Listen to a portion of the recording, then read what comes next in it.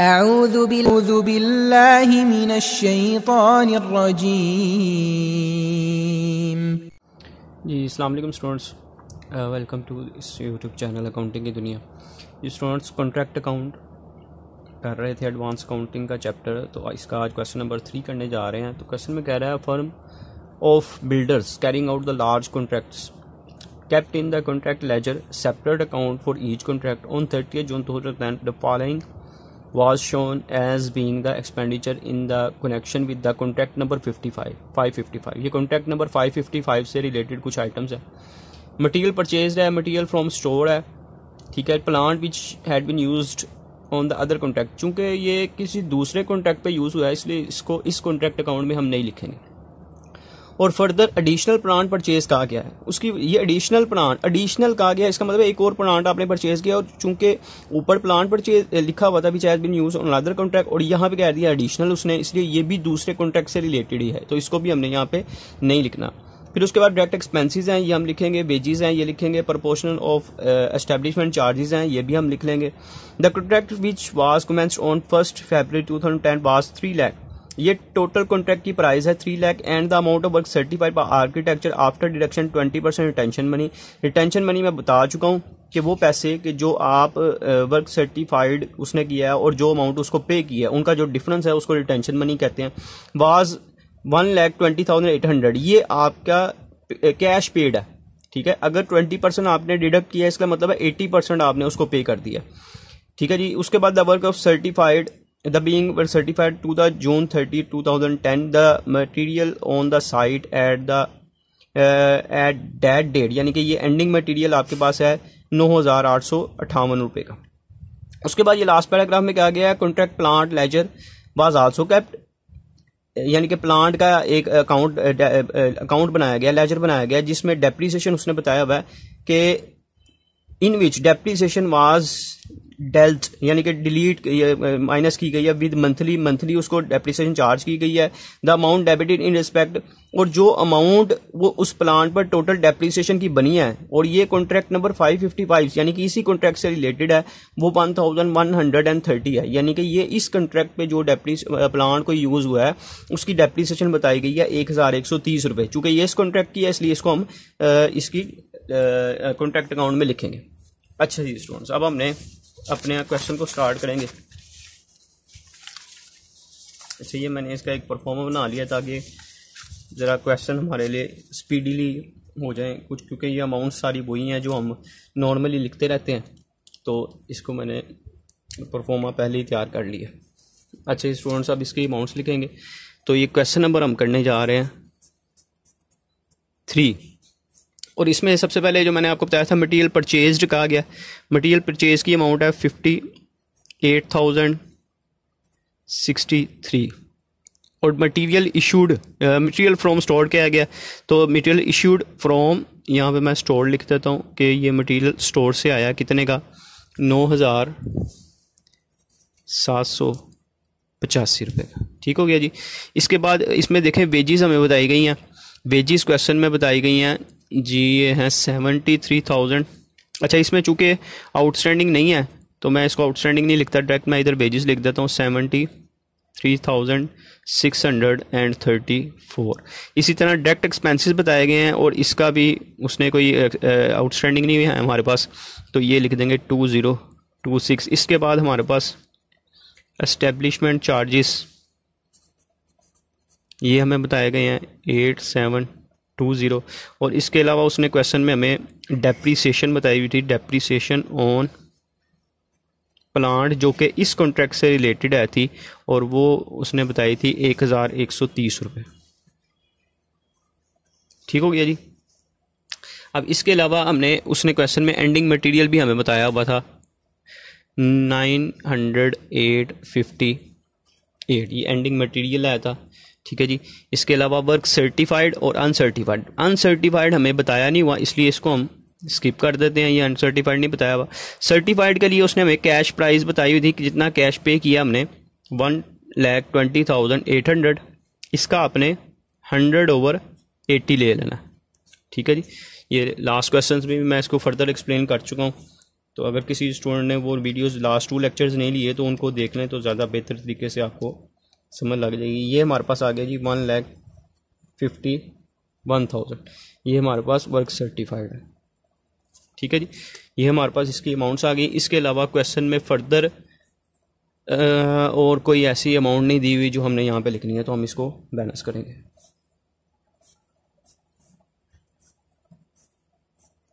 जी, इसको बैलेंस करते हैं।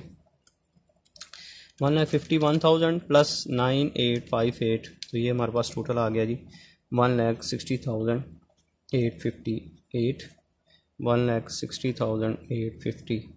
इसमें से माइनस कर देंगे debit side 9,785 minus 58,063 minus 73,634 minus 2,26 minus 8,720 minus 1,130, तो ये हमारे पास आता है जी 7,500। ये हमारे पास प्रॉफिट आया। इसको हमने ब्रॉड डाउन करना है। यहाँ पे हम लिखेंगे प्रॉफिट ब्रॉड डाउन, यही अमाउंट 7,500 की इधर भी आ जाएगी।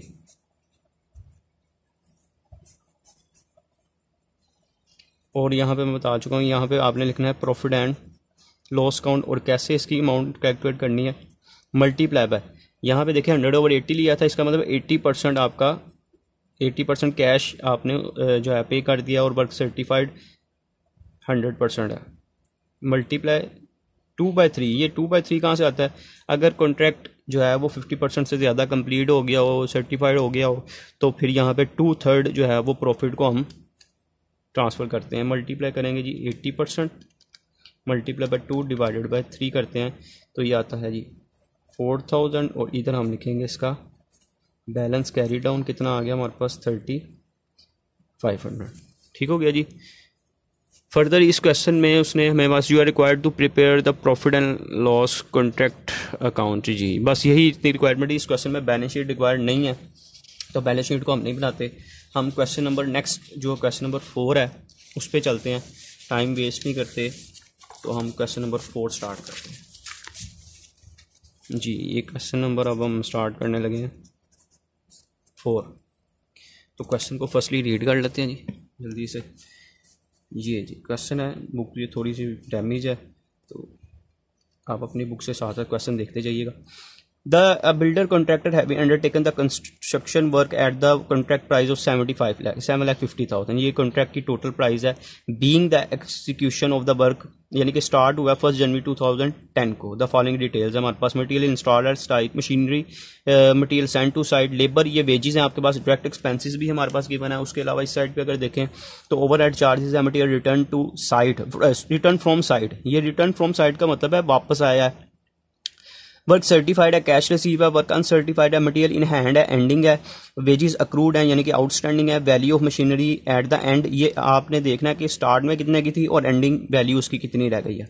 It was decided that the profit made on the contract in the year should be arrived at the deduction the cost of work certified from the total value of architecture. 1/3 of the profit so arrived at should be regarded as a provision against the contingencies.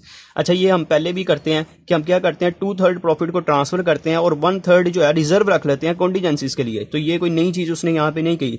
ये जो paragraph सारा है ये हम काम पहले भी करते हैं। ये सिर्फ पैराग्राफ जस्ट उसने आपको कंफ्यूज करने के लिए एक सारा इंग्लिश वर्डिंग लिखी है, अदरवाइज इसमें कोई नई चीज नहीं है। सारा पैराग्राफ वही है जो हम पहले काम करते रहते हैं। तो हम क्वेश्चन शुरू करते हैं जी। सबसे पहले हम देखेंगे, उसने कहा हुआ है जी मटेरियल सेंड टू साइट। ठीक है, इसको मैं मटेरियल इशूड या मटेरियल इशूड टू साइट लिख देते हैं। ये हमने कितने का इशू किया जी, क्वेश्चन में बताया गया 2,56,047 से मटेरियल इशू किया। परचेज इस क्वेश्चन में नहीं है, इसको छोड़ देते हैं जी। वेजेस हमारे पास हैं 2,23,125 और अक्रूड यानी कि आउटस्टैंडिंग भी है वो है 8,070। डायरेक्ट एक्सपेंसिस स्टूडेंट्स हमारे पास है 9,501 के, और इसके साथ इसकी भी आउटस्टैंडिंग नहीं, इसकी आउटस्टैंडिंग कोई नहीं है हमारे पास, तो इसको हम 9,501 इधर ही लिख देते हैं जी। इसके अलावा हमने मशीनरी इंस्टॉल की थी, इधर हम लिखते हैं मशीनरी ओपनिंग वैल्यू जो थी इसकी, यानी कि जब परचेज़ की थी इसकी वैल्यू 45,000 थी। ठीक हो गया जी। इसके अलावा स्टूडेंट्स यहाँ पे हमें ओवरहेड चार्जेस बताए गए हैं। ओवरहेड चार्जेस जी हमें बताए गए हैं 1, 2, 3, 7, 8 के। मटेरियल रिटर्न फ्रॉम साइड, ये मटेरियल इन हैंड लिख दें या रिटर्न फ्रॉम साइड लिख सकते हैं आप इसको। ये आ गया 1647 से। ठीक हो गया जी। उसके बाद अच्छा मटेरियल इन हैंड लहदा दिया हुआ है, चलें इसको ऐसे कर लेते हैं हम। मटेरियल इन हैंड हमें दिया हुआ है, इसको लिख देते हैं 5649 से, और इस तरह हम सेपरेट मेंशन कर देते हैं मटेरियल रिटर्न के नाम से। ये रिटर्न आया, ये है 1647 से। ठीक हो गया जी। इसके अलावा वर्क सर्टिफाइड क्वेश्चन में बताया गया वो है 585000 और वर्क अनसर्टिफाइड है जी 13500, ये भी बताया गया है। इसके अलावा मटेरियल इन हैंड हमने लिख लिया, वेजेस अक्रूड भी लिख ली। अब मशीनरी की एंडिंग वैल्यू है मशीनरी ऑन, यहाँ पे हम डेट लिख लेते हैं 31 दिसंबर 2010 को। मशीनरी की जो एंडिंग वैल्यू आपके पास रह गई है वो 33,000 है। ठीक हो गया जी। ओपनिंग इस साइड पे लिखनी है, एंडिंग इस साइड पे लिखनी है, या दूसरा तरीकेकार यही होता है इसका, आप इन दोनों का डिफरेंस लेके जो डेप्रीसिएशन वैल्यू कम हुई है उसको डेबिट साइड पे मेंशन कर दें। आप दोनों तरीकों से कर सकते हैं। यानी इसकी सारी डिटेल्स हमने लिखनी है। अब हम इसको बैलेंस करते हैं जी। इसको बैलेंस करेंगे। फर्स्टली वर्क अनसर्टिफाइड और सर्टिफाइड को ऐड कर लेते हैं, तो ये आता है 598500 प्लस 33,000 प्लस 1647 प्लस 5649, ये आ गया जी 6,38,796 6,38,796 जी। यहाँ पे हम वेजेस में जो अक्रूड हैं इनको ऐड करते हैं, ये आता है जी 231195। अब इसमें से टोटल में से हमने यानी कि 638,796 में से हम माइनस करते जाएंगे 231195 माइनस 256047 माइनस 9501 माइनस 45,000 माइनस 12378, तो ये हमारे पास आता है जी 84,675। इसको हम नाम देंगे जी प्रॉफिट। इसको कैरी डाउन करना है, यहाँ पे आ जाएगा हमारे पास ब्रॉड डाउन 84,675। इसको मल्टीप्लाई करेंगे। यहाँ पे परसेंटेज चूँकि नहीं बताई इसलिए कैश रिसीव्ड यहाँ पे मैं लिख देता हूँ। Profit and loss count, profit आया हमारा 84,675 multiply by cash received. Question में देखें बताया गया 5,40,000 डिवाइडेड बाय वर्क सर्टिफाइड, वो है 585,000। कई दफ़ा 80% 70% बताया होता है, कई दफ़ा अगर ना बताया हो तो cash received divided by work certified करना और मल्टीप्लाई बाय 2/3 कर देना आपने। 5,40,000 divided by 585,000 multiply by 2 divided by 3,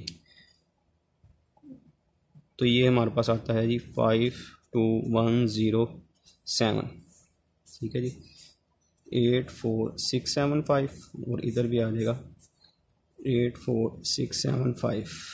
अब इनको बैलेंस कर लेते हैं, इसको माइनस कर देते हैं 84,675 में से, तो रिमेनिंग रह जाता है हमारे पास 32,568।